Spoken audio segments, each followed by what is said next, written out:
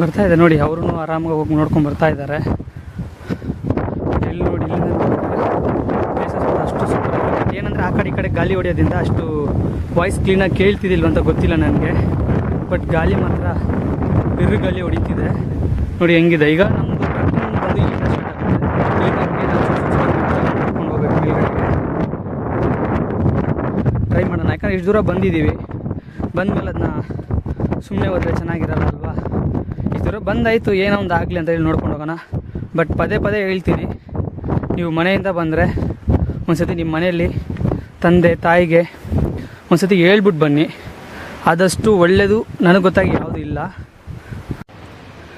ಇಲ್ಲಿ ನೋಡಿ. ಯಾಕಂದರೆ ನೀವೇನೋ ಹೋಗಂಗಿದ್ರೆ, ಯಾಕಂದರೆ ನಾನು ಇದ್ರ ಫುಲ್ಲು ಭಯದಿಂದ ಹೋಗ್ತಾಯಿದ್ದೇನೆ. ಭಯ ಏನಂದರೆ ನೋಡಿ, ಈ ಕಡೆ ಏನು ಚೂರು ಗ್ಯಾಪ್ ಇಲ್ಲ ಕಾಣಿಸ್ತಿದೆ ನೋಡಿ, ಈ ಕಡೆ ಏನೂ ಇಲ್ಲ.